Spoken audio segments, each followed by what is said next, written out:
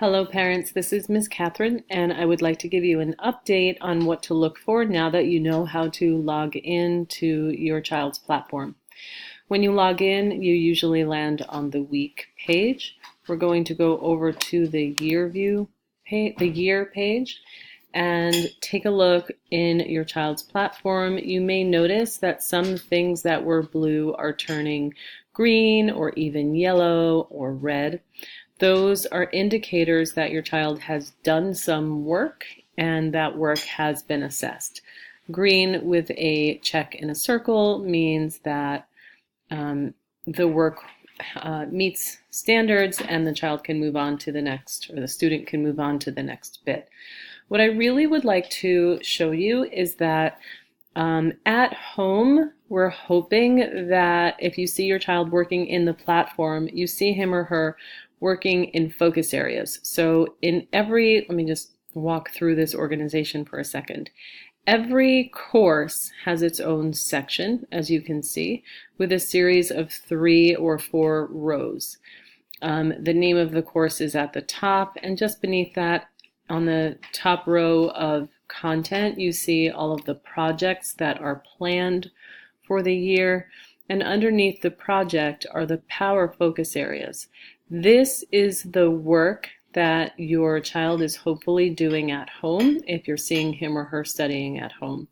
And specifically, we want your child, our student, to be working in the power focus areas for the project that we're currently in for each of the courses. In math, we usually refer to instead of projects, we refer to them as concept units, but you can see that the word project is here. So to make sure that time at home, studying at home is productive, we want to make sure that students are in focus areas that are aligned with the projects that they're in right now. And you can hover over each focus area to see what project it's related to. In the pop-up box, you can see the bottommost area of that box says related projects, and you can see the name of the project that the focus area goes with. Power focus areas should be completed and mastered first, and then rather than moving on to another power focus area from a different project, the idea is that your child, our student, would go to the additional focus areas where they can continue to learn content that is going to support the work they're doing in their current project.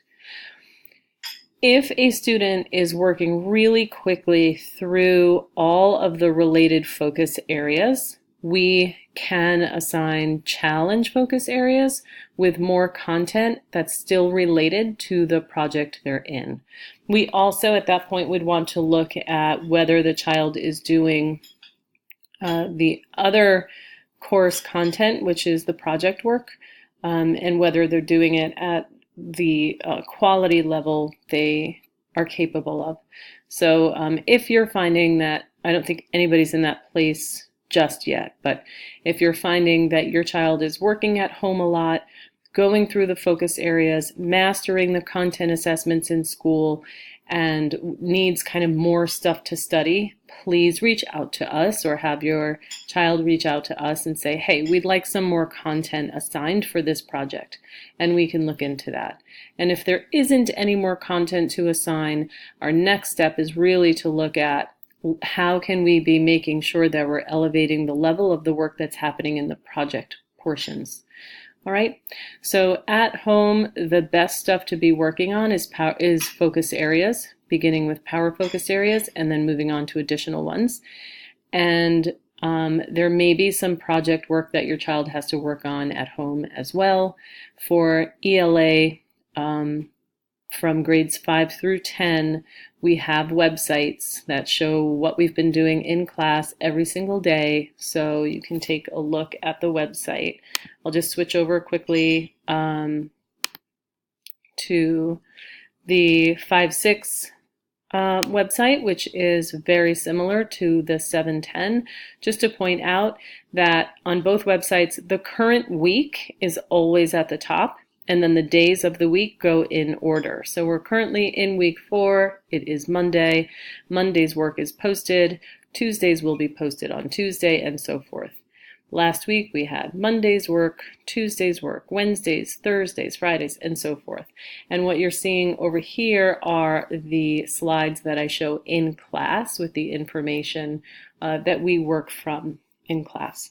So the websites are helpful. There's always a parent page with information specifically for parents.